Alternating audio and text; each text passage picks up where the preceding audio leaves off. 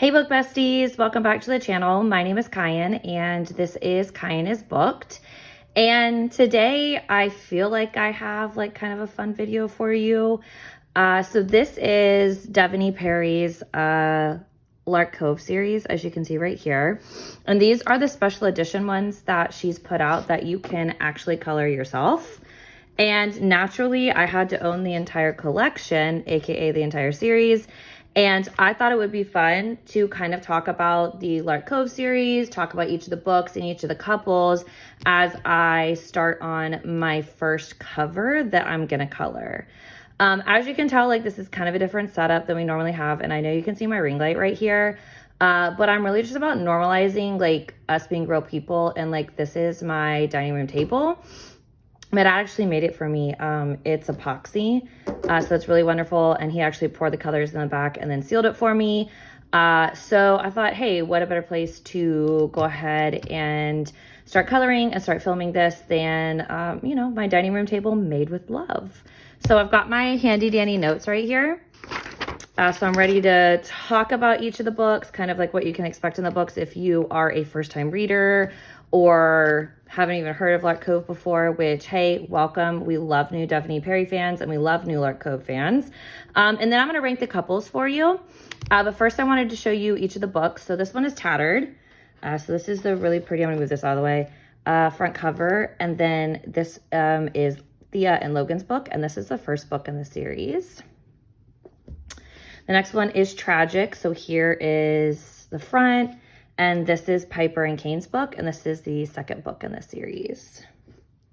Then you've got Timid. I love the mountains in the background right here. And this is Willa and Jackson's. And I like how like it's carried into the background as well. This is Tinsel. Ugh, and I love the flowers right here. Like these are just so perfect to each of the characters and each of the couples. And then this one is Sophia and Dakota. And I really do like want to take a second and just say like how much I love the fact that she put the couple names on the back as well, instead of taking up space with the blurb or the synopsis. Like I think this is a really cool way of doing it. And then this is Timeless. This is the novella. And sorry, I'll give you guys another second to look at that one. I flipped it really quickly. And this is Aubrey and Landon. So I am actually gonna start with Timeless. I don't know why, but we're gonna go ahead and start with this one.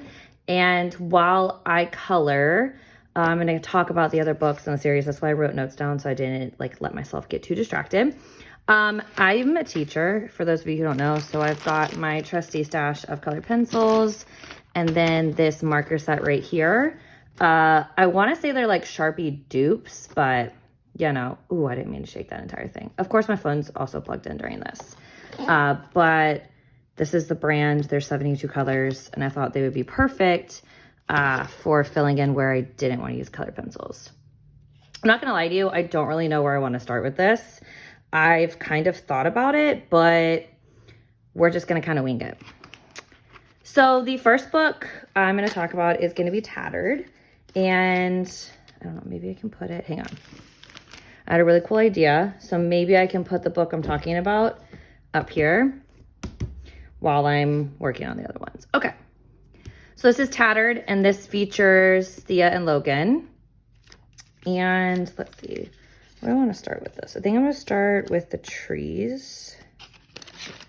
What is this? Green? That's boring. Just green? Not like a forest green or a hunter green? Jade green. I kind of like jade green. It's kind of too dark. See, and this is also like funny too about these. Like I'm really excited about them. Yeah, I think I like this one better. I'm really excited about it, but also like I'm a slight overthinker. So the fact that like I have to make the decision of what I'm going to color in and what I'm not going to cover in is slightly stressful. Okay. So I'm going to sit down real quick and hopefully I don't move anything like too far out of frame for you guys. All right. So, so the first book is Tattered. This is Thea and Logan. And for those of you who haven't read the Jameson Valley series, we actually have already met Logan. He is featured in the Clover Chapel. And at the time of reading the series, I didn't actually realize that we were going to get his story. So I thought it was kind of fun when he popped back up into it. And this is the first time I'm like coloring or doing anything for this. So like, I don't really know how hard to press or, you know, what I need to be doing. But I know I didn't want the Sharpie look all the way through. All right, so we already know Logan. He's like a big time lawyer hotshot over in New York City. He obviously doesn't end up with a girl in the Clover Chapel. That's all I'm gonna say about that. So he and Thea actually have like a one night stand in New York. She's working, if I remember correctly, like as a bartender. And they hook up one night. She leaves the next day before like he has the opportunity to get her number or talk to her or anything like that. And they meet up like years and years later. I don't even know why he ends up back in Lark Cove. I can't even remember that detail right now. But he does end up in Lark Cove and finds out that he has a kid. So this is actually a secret baby that I can get behind because it's a secret baby. Like we know about it in the synopsis. So like that wasn't necessarily a spoiler for you. So if you're like, oh my gosh, she's ruined the entire book. I promise you I haven't. I would never do that. Unless, of course, like I warned you beforehand. But so they have a baby together. And obviously he doesn't know anything about it. But like watching him throw himself into fatherhood was one of my favorite aspects about this book. Like I really loved how like he's thrown for a loop. And he's like, what are you talking about? And then he's like, well, yeah, I'm a dad and I want to be a part of my child's life and I want to provide for my child and I want all these things and, you know, but my life's back in New York. And like, so it's that struggle of can he stay and can he be a part of the family, but also be what he needs to be for his family because it's a family business and he works for the family business and basically I think he's like being groomed to be taken over for COO, CEO, whatever the acronym is. So he's like, do I give that up? Like, can I move it to Lark Cove? Like, how do I have both worlds, right?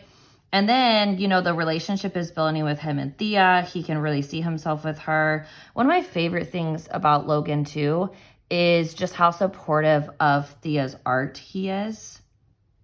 And I thought that was just one of the sweetest things ever, right? So you have Thea, you have Logan. I rated this a 4-star, mostly just because I wanted him to get on the bandwagon faster. It wasn't like I had a problem with him. It wasn't like I disliked the story. It was just like, listen, man, I'm gonna need you to get it together. And also too, like, I love the fact that he wanted to be a dad so much, but also too, like, I kind of struggled with him pushing a little bit, especially pushing his child. You know, like I get it. He was excited. He wants to be a part of their life, et cetera, et cetera. But at the same time too, like you got to give the child the time and space. But I just also too adore the fact that the child looks so much like him. I'm trying not to give away if it's a girl or a boy. So like if you hear me saying the child, I'm not trying to be any type of way other than just not giving it away because it's so hard because I want to tell you guys all the things, but like, am I messing up my book? Oh, I am a little bit. Okay, so that's one thing I need to watch out for. I don't want to give it away, but I also just think it's like one of the cutest parts of the story, like how much she looks like him and like what a gut punch it is for him to like see her. So that is Tattered, and that focuses on Thea and Logan. I do love kind of the fact that I want to say Logan gets his redemption arc, but like I feel like he wasn't done wrong because true love is true love, but like I still wanted him to have his opportunity. So I love the fact that he does get his chance in this one at a happily ever after. It's really hard to like craft and talk at the same time. Anyway. Okay, so the next one up is, oh, I got these out of order. Anyway, is Willa and Jackson in Timid. So I'll flip this over just so you can see. So Timid. So this features Willa and Jackson. And this one really features like a story of unrequited love. So Willa's like carried a torch for this man for what feels like forever. And she's very invested in him, like cares for him, but he just doesn't notice her, doesn't recognize her. She's very timid, which is kind of where the title ties back into. And I like how Devney did that with this one.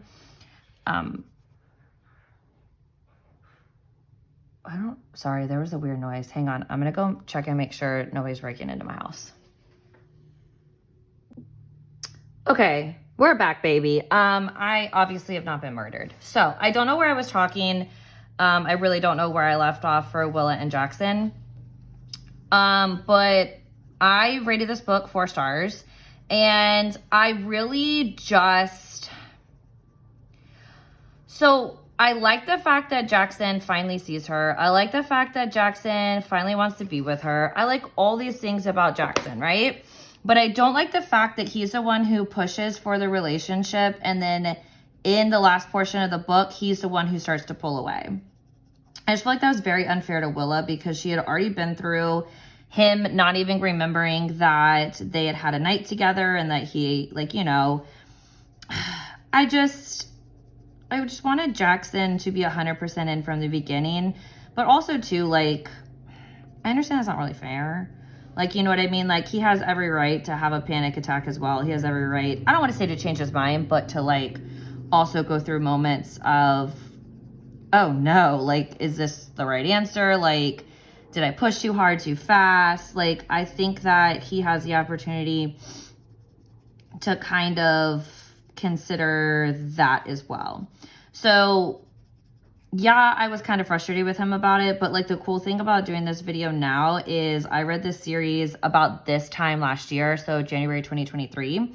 So now that I sit with it like a little bit more, like, yeah, did I want him to be like 100% about her from the very beginning and like not question it? For sure, dude. Like, I'm always gonna want that, but at the same time, like, I think it's also natural to question things. I also think it's natural to wonder, like, are you doing too much too soon? You know? So I still stick with the 4 because like I try not to change my ratings afterwards because like that's how I felt like in the moment, like when I rated it. So I try not to do that. But like I think too, like in hindsight, I have a little bit better of an understanding of Jackson, I think, because I get it. Like, you don't want to move too fast. You don't want to move too suddenly. But at the same time, like, you don't want to lose the person that you care for because you've already waited so long to be a part of their life. Right? So that's how I feel about Will and Jackson. I mean, I really did enjoy the story. And I always do love when like a character's been pining after another character and they finally get their moment together, right? And Willa is actually really good friends with Thea, and Jackson works at the bar that Thea owns. So it's another aspect of like how they're all connected and how they're all like friends. So next up is, hang on, so you have Tragic. And this is Kane and Piper, or Piper and Kane as it is on the back of the book. It's really titled Tragic for a reason because these two people are going through so much when we meet them. Kane's lost his entire family.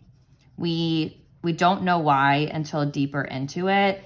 And I really appreciate how Devney really allowed us to build a relationship and like be with the characters and let them have their fare and let them have their moment until it became, okay, like, it's really time for them to be honest with each other, but they still got the opportunity to like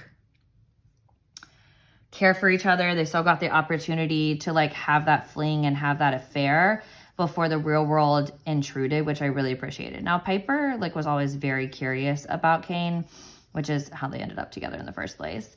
She was always very curious. So, you know, like she wanted to know what was going on with him. She wanted to know how he ended up like living next door and being like a super big grump because he's so grumpy. But I think that's also like a big reason why Piper's like really attracted to him at the same time, is because he is so grumpy and she finds that like super attractive. So I really liked their dynamic. I loved how like supportive Piper was of, you know, because Kane's a woodworker and he like builds like really beautiful pieces of like woods, like dining room tables and coffee tables and different pieces of furniture. And he's like very well known, but he's not very braggy about it. But I like that Piper's like very complimentary of him before she really knows like who he is. Oh my gosh, it's killing me when I go off on the edge like this. But I guess like it's just my OCD. I don't really have OCD, but it's just me trying to be perfect. Yeah. Anyways, so I really enjoyed this book. I gave it 5 stars because like tragic, it really lives up to the name of tragic.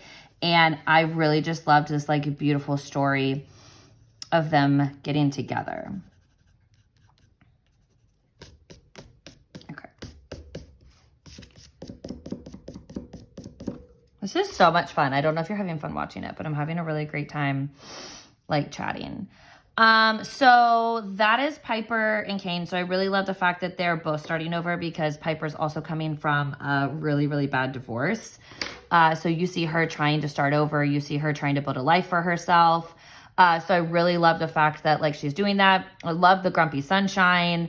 I like the fact that we really recognize the fact that they need to heal. So I appreciate, that as well. And like all in all, like this was, I just like felt like this was such a beautiful love story, especially when they really started to open up and like let each other in. Next up is Tinsel, and this features Sophia and Dakota. And Sophia is Logan's sister, youngest sister. She's super spoiled, hasn't ever had to work like a day in her life, like really feeds into the like stereotype of there's not a whole lot going up in her head. She doesn't have to work very hard. She's never had to work very hard. And she like really feeds into the stereotype of like the rich girl, right? So she comes to visit Logan because something's missing in her life. And she's not quite sure what it is, but like maybe she'll find it in Lark Cove because, I mean, it obviously seemed to work for Logan. He found happiness and that's what she wants, but she's not really sure what that looks like for her. So she helps Dakota run the bar. Cassia and Logan, I want to say they go on a trip or something and they just want some time to themselves. And also too, I'm not going to lie to you guys. The reason why I started with Timeless is because this one's the cheaper of the bunch. So if I do something I absolutely hate, I figured I could just buy a new one. But anyway, I haven't used these markers before, but I think I'm liking them. So that part's cool too. But I loved Dakota from like the first moment because we've obviously gotten peeps of him throughout the series so far. So I really loved the fact that like he was going to be featured in all of this as well. And he was going to get his own love story.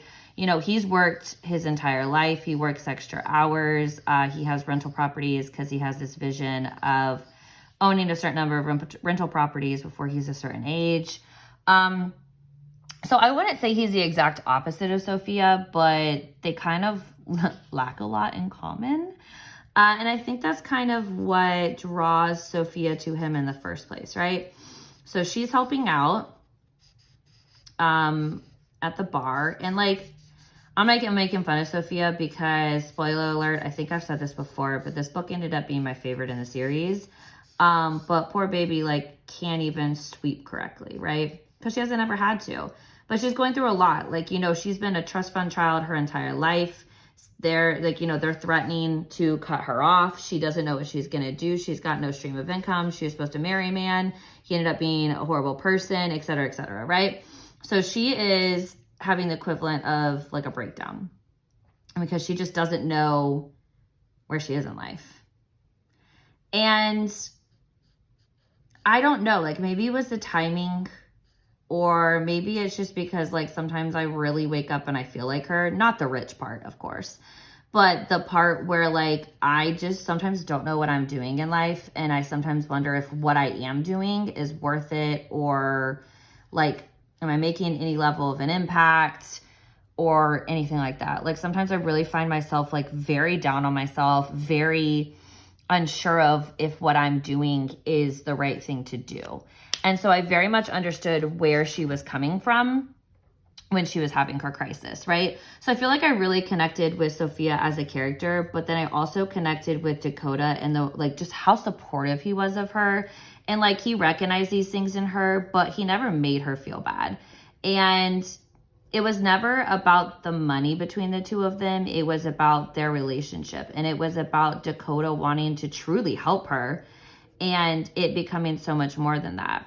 Now, did he get hung up a little bit on the money? Like, sure. I don't know how you don't get hung up on that money. Like, I don't know how you don't get hung up on the amount of money that she has, right? And because Dakota is very proud. He's very much like I'm going to make it on my own type man. And if I remember, oh man, it's been so long since I read this. But if I remember this correctly, Dakota lived on a reservation at one point, chose to leave. His family really struggled with that decision. He was by himself, but he wanted better for himself, if I'm remembering correctly. So there is like a scene in here where she meets his family and kind of like the dynamics with that. And you know, like you're probably like, why are you defending this like rich trust fund girl? But like, I think we can all universally understand what it feels like to feel like you, I don't want to say you're like wasting your life away, because I feel like that feels dramatic, but if you're unsure of your place. And I think at some point in time, we can all probably successfully say that like we felt like that. And so when I read Tinsel, that is exactly how I felt.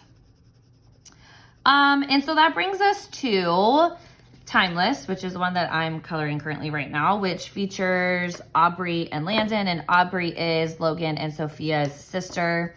She's a high-powered, I guess I can flip it over and color in their names while I chat about them.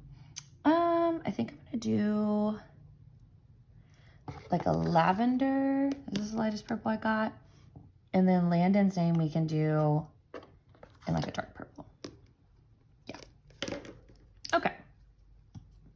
So Aubrey's like a high-powered attorney. She works for the family business as well. So she's a high-powered attorney. All of her boyfriends and anybody she's ever dated has always said she's a workaholic. Her ex-husband feels the same way. And so then she meets up with Landon. And she's a very type A, everything in its place by schedule. She's very driven, and Landon's very like fly by the seat of your pants. So I would say that this is one of the stronger opposites attract romances. But I really did enjoy the dynamic. In fact, I enjoyed it so much, like I really wanted this to be longer than a novella, but I totally understand, like, I want to say like not being able to spend as much time with every single character, but also understanding the demand of new series, moving on, closing up a series and all of that. I really did like how the novella was done, because it wasn't like an instant love situation. It really did come down to like Aubrey telling a story to somebody about falling in love with Landon and how it changed her life for the better and not the worse. So I like how it was kind of told in a story fashion, so it didn't feel insta-lovey, and it still gave like great respect to the relationship that Aubrey and Landon have. And I really like that Landon like pulled her out of that workaholic, because like her job was everything. Like, I mean, she got divorced because of her job and the fact that her ex couldn't handle it. So I really just appreciated Landon pulling her out of that and being like, hey, like there's more to life than what's going on in the boardroom right now. There's more to life than whatever lawsuit or whatever company you're trying to acquire, like, you should enjoy it. You're too young for all of this. And like, he would just show up in her office and like take her on adventures and stuff. And like force her, like not force her, but show up in her office to be like, hey, we're going out on a date type thing. Which I think that stuff's really cute. You know, like in a backwards way, I guess. I don't know. Like, I do think it's really cute when like they show up and they're just like, listen, like, we're doing this. But yeah, so that's the Lark Cove series. I didn't get very far in this, but like I underestimated how much harder it was going to be for me to talk and color at the same time, because clearly, as you can tell, I take my coloring very seriously.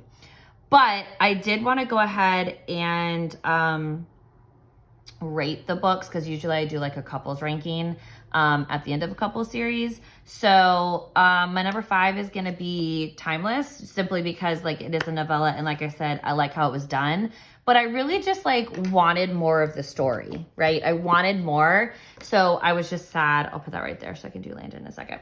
I was just sad. You know what I mean? Next up is going to be Timid, and this is Will and Jackson's story, and it's simply going to be because like I wanted him to feel more committed in his heart than he did. And that's like really it. Other than that, I enjoyed their book. I enjoyed them as a couple, and I've got really no beef. It's just going to be like, Jackson, sir, you pursued her, so let's man up. Next is going to be Tattered, which is Thea and Logan. I really enjoyed their story. I love the fact that they opened up the Lark Cove series for us. I like the dynamic of their secret pregnancy, because that isn't always my favorite trope, but I really love how Devney did it. Next up is going to be Tragic, because I felt so many feelings during this book, and it really was tragic, y'all. Like, I'm not even joking. And I love the story. I love how they both like gave each other that space to heal, and they were both able to come together in the end. But I think you guys already know that Tinsel is going to be my favorite, simply because of like how much I connected with Sophia and like where she was in life, and kind of like how I wouldn't say in 2024 I'm kind of feeling the same way, but I do still kind of have doubts about what I'm doing and how I'm doing it. So, I really hope you loved the different way that we did this one. I know I kind of rambled on, but I really do have so much love for Devney Perry and the Lark Cove series, and I wanted to do it justice, and to like, it was kind of fun. So this is, this right here is the Sharpie dupes that I'm using. These are colored pencils, and then I colored Aubrienne with my markers. So thank you so much for watching. If you made it all the way to the end, I really hope you loved it. And I hope that if you haven't had a chance to pick up the Lark Cove series, that you would take the opportunity to pick up the Lark Cove series. Please feel free to subscribe, because I'm putting out really exciting content like this. I'm not saying that sarcastically. Like, this came to me last night while I was laying in bed, and I'm sure there's going to be another chaotic idea that I have to post as well. So please feel free to subscribe so you can get those alerts. And as always, thank you so much for watching, and I will catch you in the next video. Bye.